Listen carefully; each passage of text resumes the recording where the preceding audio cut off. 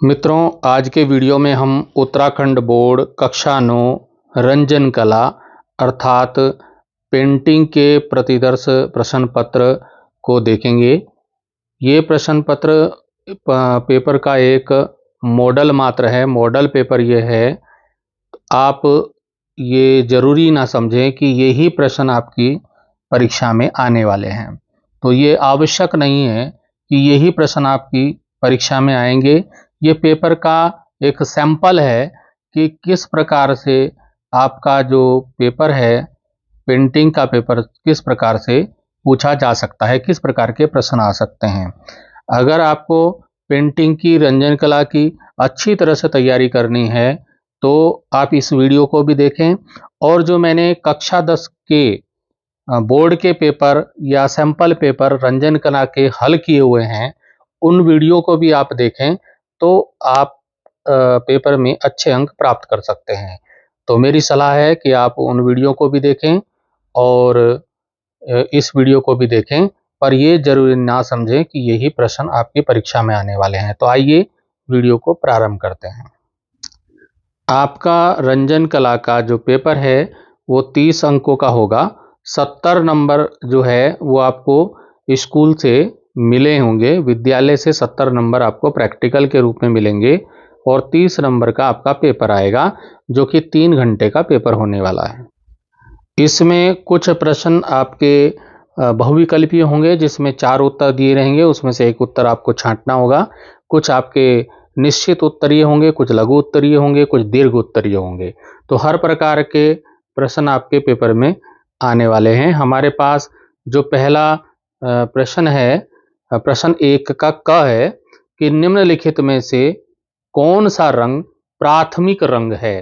तो आपके पास यहाँ 4 ऑप्शन दिए गए हैं कि आप प्राथमिक रंग कौन सा है। हरा है, नीला है, नारंगी है, बैंगनी है। तो इसमें जो प्राथमिक रंग है वो कौन सा है, तो इसका जो प्राथमिक रंग है, आंसर देखते हैं। इसका जो प्राथमिक रंग है वो क्या है? नीला रंग है। ये वाला सेकंड वाला ऑप्शन इसका उत्तर सही होगा। तो इस प्रकार से आपको उत्तर लिखना है और वो फर्स्ट है, सेकंड है, थर्ड है, वो लिखना है और उसका उत्तर आपको लिख देना है। अब यह जो नीला रंग है ये प्राथमिक रंग क्यों है और प्राथमिक रंग होते क्या हैं, इसको विस्तार से समझते हैं। कि प्राथमिक रंग वे रंग होते हैं जिन्हें किसी अन्य रंग को मिलाकर नहीं बनाया जा सकता। तो नीला रंग इन 3 प्राथमिक रंगों में से एक है। अन्य 2 रंग हैं लाल और पीला।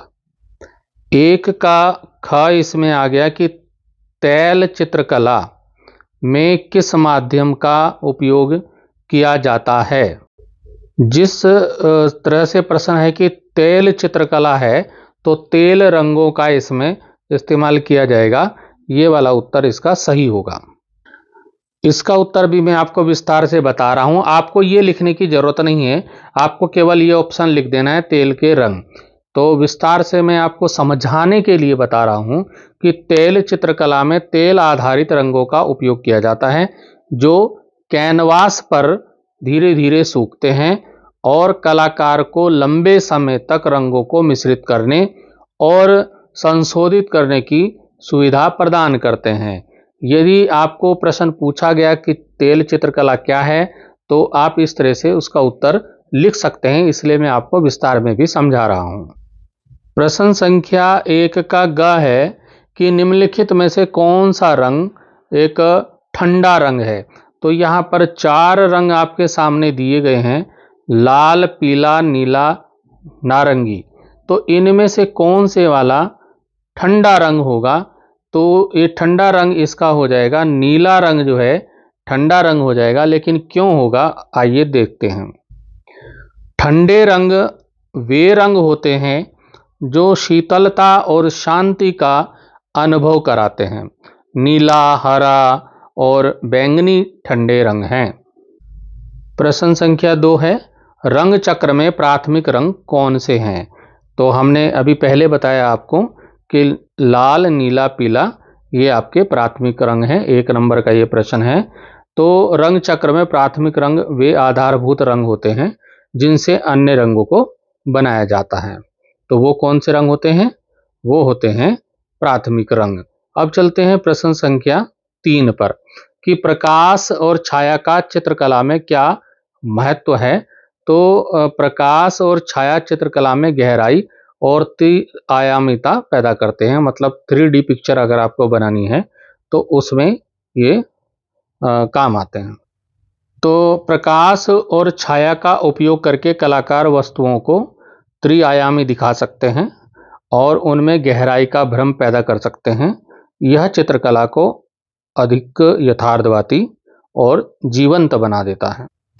हमारा प्रश्न संख्या 4 है कि स्थिर जीवन चित्रकला का एक उदाहरण दीजिए। तो स्थिर जीवन चित्रकला का उदाहरण है, ये उत्तर आपका मेज पर रखे फल और फूल, ये स्थिर चित्रकला का उदाहरण है।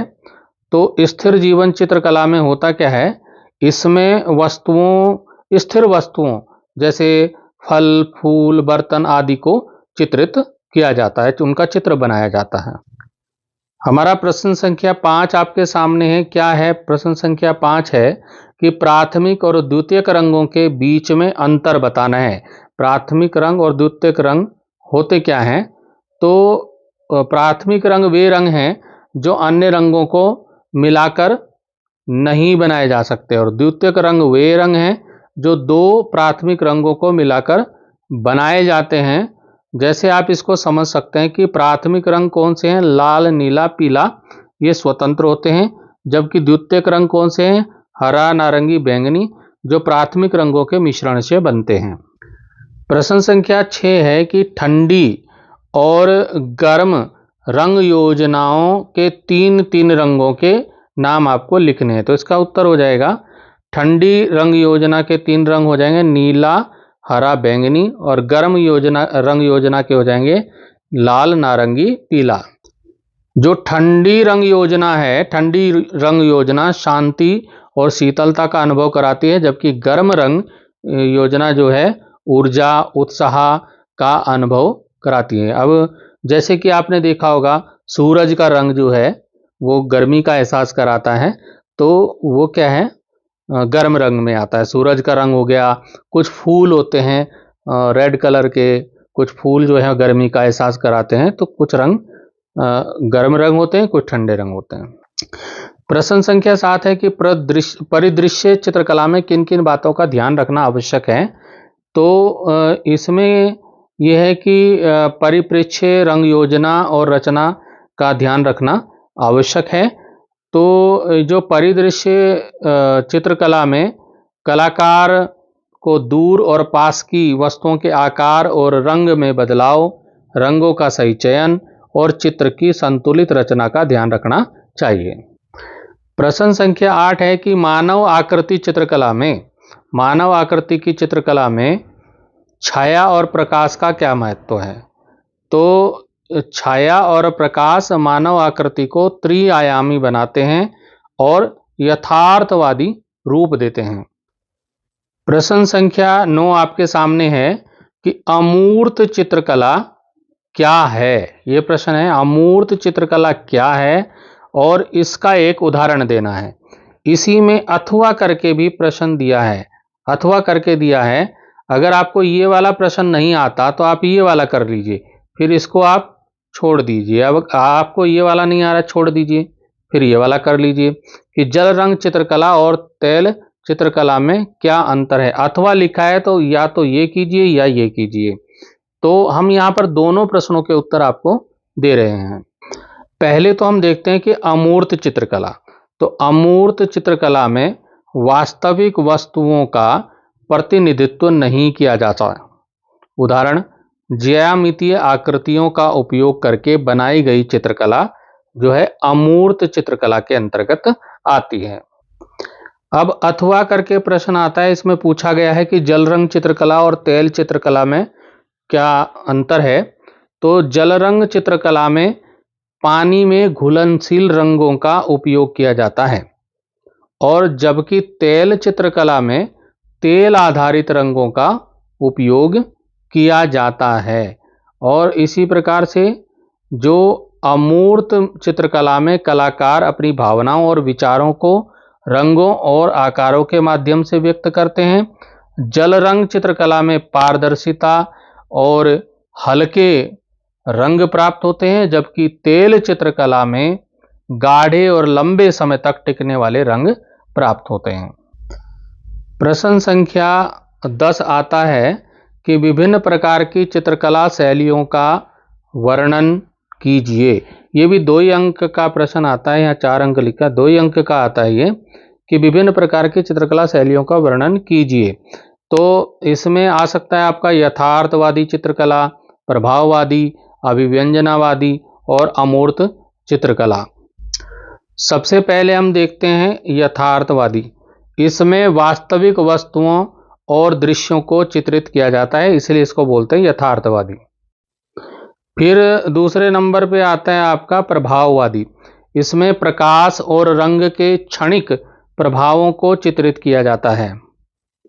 फिर आया तीसरे नंबर पे अभिव्यंजनावादी।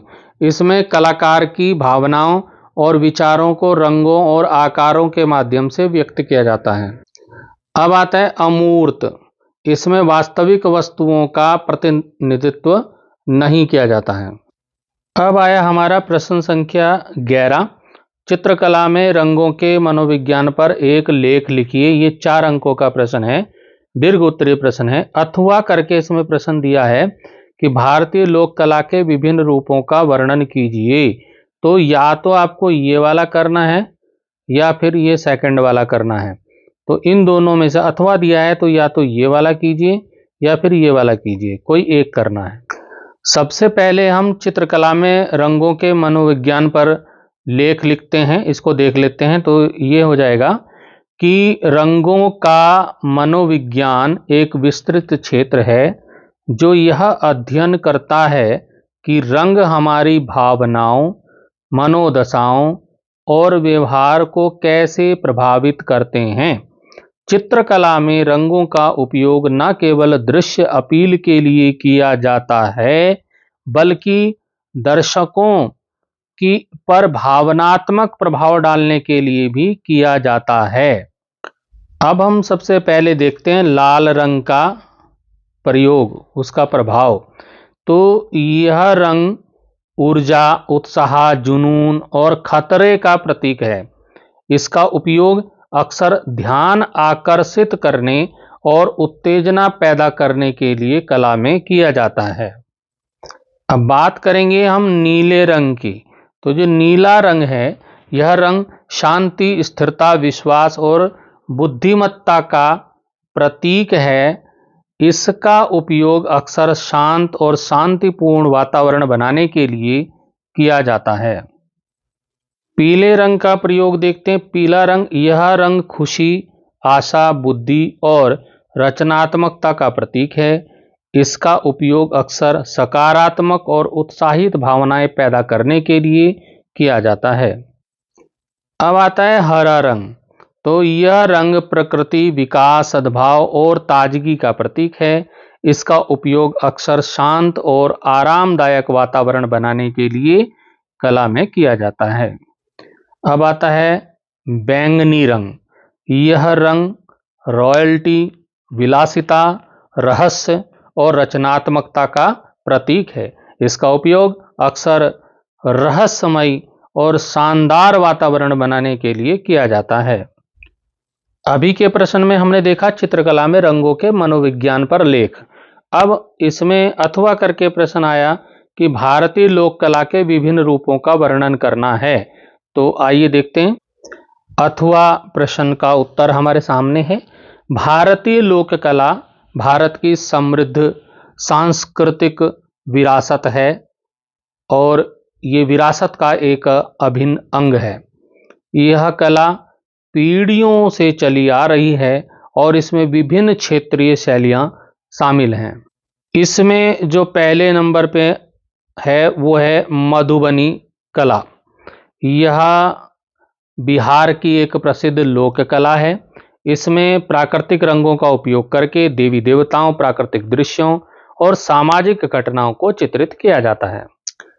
फिर दूसरे नंबर पे आता है वारली कला। इसको वर्ली कला शैली भी कह सकते हैं, वर्ली कला शैली। ये भी इस नाम से भी इसको आप जान सकते हैं। तो ये जो कला है वारली, यह महाराष्ट्र की एक आदिवासी कला है। इसमें सरल ज्यामितीय आकृतियों का उपयोग करके दैनिक जीवन और प्रकृति को चित्रित किया जाता है। फिर कला आती है पिथौरा, या गुजरात और मध्य प्रदेश की एक आदिवासी कला है। इसमें घोड़ों, देवताओं, पौराणिक कथाओं को चित्रित किया जाता है। फिर आया कालीघाट कला। यह पश्चिम बंगाल की एक शहरी लोक कला है। इसमें देवी देवताओं, पौराणिक कथाओं और समकालीन घटनाओं को चित्रित किया जाता है। अब हम चलते हैं प्रश्न संख्या 12 पे। प्रश्न हमारा है कि चित्रकला में संयोजन के सिद्धांतों का वर्णन करना है। ये 4 अंकों का प्रश्न है, थोड़ा बड़ा होगा। इसका उत्तर दीर्घ उत्तरीय है। तो चित्रकला में संयोजन के सिद्धांतों का वर्णन करना है, तो इसका उत्तर हो जाएगा कि चित्रकला में संयोजन एक महत्वपूर्ण तत्व है जो एक चित्र को संतुलित, सामंजस्यपूर्ण और आकर्षक बनाने में मदद करता है, हेल्प करता है। संयोजन के प्रमुख सिद्धांत इस प्रकार हैं। तो नंबर 1 पे आ जाएगा संतुलन का सिद्धांत। यह चित्र में वस्तुओं का समान विवरण यह चित्र को स्थिर और शांत बनाता है। संतुलन 2 प्रकार का होता है, सममित संतुलन और असममित संतुलन। सममित संतुलन में चित्र के दोनों भाग समान होते हैं, जबकि असममित संतुलन में दोनों भाग भिन्न होते हैं लेकिन फिर भी संतुलित होते हैं। नंबर 2 पे आ जाएगा आपका सामंजस्य। यह चित्र में रंगों, आकारों और बनावट का मेल है। यह चित्र को सुखद और आकर्षक बनाता है। सामंजस्य बनाने के लिए कलाकार समान रंगों या आकारों का उपयोग कर सकते हैं, या फिर वे विभिन्न रंगों और आकारों का उपयोग कर सकते हैं जो एक दूसरे के पूरक हैं। इसमें अगला जो पॉइंट आ जाएगा वो है लय। यह चित्र में गति और प्रवाह का अनुभव है। यह चित्र को जीवंत और गतिशील बनाता है। लय बनाने के लिए कलाकार रेखाओं, आकारों और रंगों का उपयोग कर सकते हैं जो दर्शकों की आंखों को चित्र के चारों ओर ले जाते हैं। फिर इसका अगला पॉइंट आ जाता है फोकस। ये भी बहुत जरूरी है। यह चित्र का मुख्य बिंदु है। यह वह स्थान है जहां कलाकार दर्शकों का ध्यान आकर्षित करना चाहते हैं। फोकस बनाने के लिए कलाकार आकार, रंग, बनावट या प्रकाश का उपयोग कर सकते हैं। तो निष्कर्ष रूप में हम ये कह सकते हैं कि चित्रकला में संयोजन के सिद्धांतों का पालन करके कलाकार ऐसे चित्र बना सकते हैं जो न केवल देखने में सुंदर हों बल्कि दर्शकों को भावनात्मक प्रभाव भी डालें, दर्शकों को भावनात्मक लगाव उस चित्र से हो सके। प्रश्न संख्या 13 और हमारा ये अंतिम प्रश्न है, विभिन्न प्रकार की चित्रकला तकनीकों का वर्णन करना है। 4 अंकों का यह प्रश्न है। इसका उत्तर हो जाएगा कि चित्रकला में विभिन्न प्रकार की तकनीकें होती हैं जिनका उपयोग कलाकार अपनी रचनात्मकता को व्यक्त करने के लिए करते हैं। कुछ प्रमुख तकनीकें हम इसमें उत्तर में यहाँ पे लिख देंगे। सबसे पहले हम बात करेंगे तेल चित्रकला की, ऑयल पेंटिंग की। यह एक ऐसी तकनीक है जिसमें तेल आधारित रंगों का उपयोग किया जाता है और ये रंग कैनवास पर धीरे धीरे से सूखते हैं, जिससे कि कलाकार को लंबे समय तक रंगों को मिश्रित करने और उनको संशोधित करने की सुविधा मिलती है। ये जो तकनीक है यथार्थवादी और विस्तृत चित्र बनाने के लिए उपयुक्त मानी जाती है। दूसरे नंबर पे आता है हमारा जल रंग चित्रकला, वाटर कलर पेंटिंग जिसको बोलते हैं। यह एक ऐसी तकनीक है जिसमें पानी में घुलनशील रंगों का उपयोग किया जाता है और ये रंग पारदर्शी होते हैं, हल्के रंग प्रभाव पैदा करते हैं। अगला नंबर हमारा आ जाएगा एक्रिलिक चित्रकला। इसको एक्रिलिक पेंटिंग आप बोल सकते हैं। यह ऐसी टेक्निक है जिसमें एक्रिलिक रंगों का प्रयोग किया जाता है। ये रंग जल्दी सूखते हैं और विभिन्न प्रकार के प्रभाव पैदा करते हैं। यह तकनीक बहुमुखी है और विभिन्न विषयों के लिए उपयुक्त है। एक और चित्रकला की हम बात करेंगे, पेस्टल चित्रकला, पेस्टल पेंटिंग। यह एक ऐसी तकनीक है जिसमें पेस्टल रंगों का उपयोग किया जाता है। ये पेस्टल रंग नरम और पाउडर युक्त होते हैं और बनावट वाले प्रभाव पैदा करते हैं। एक और चित्रकला है फ्रेस्को चित्रकला, फ्रेस्को पेंटिंग। यह एक ऐसी तकनीक है जिसमें ताज़ा प्लास्टर पर रंगों का उपयोग किया जाता है। जो दीवारों पर प्लास्टर होता है ताज़ा उस पे इन रंगों का प्रयोग किया जाता है, फ्रेस्को का। और ये रंग प्लास्टर में अवशोषित हो जाते हैं और स्थायी चित्र बन जाते हैं, परमानेंट चित्र इसमें बन जाते हैं। और यह टेक्निक जो है भित्ति चित्रों के लिए उपयुक्त है। भित्ति माने दीवार पे जो चित्र बनाए जाते हैं उन पर ये परफेक्ट होती है। इन तकनीकों के अलावा, ये जो मैंने तकनीक आपको 4-5 बताई, इन तकनीकों के अलावा कलाकार विभिन्न प्रकार के ब्रश, पैलेट, चाकू और अन्य उपकरणों का भी उपयोग करते हैं ताकि वे अपनी इच्छा अनुसार प्रभाव पैदा कर सकें और एक नए प्रकार की चित्रकला का निर्माण कर सकें। तो मित्रों, इस प्रकार से हमने इस वीडियो में जाना कि किस प्रकार का पेपर जो है आपका रंजन कला का हो सकता है, पेंटिंग का पेपर किस तरह का हो सकता है। इस प्रकार के हमने मॉडल को यहाँ पे समझा। मैं पहले भी कहा और अब फिर बोल रहा हूँ कि यह मात्र पेपर का मॉडल है, तो आप ये ना समझें कि यही प्रश्न आपके पेपर में आने वाले हैं। आप वीडियो को देखें, पेपर के मॉडल को समझें कि इस प्रकार का सैंपल है पेपर का, और अपनी तैयारी करें। Thank you.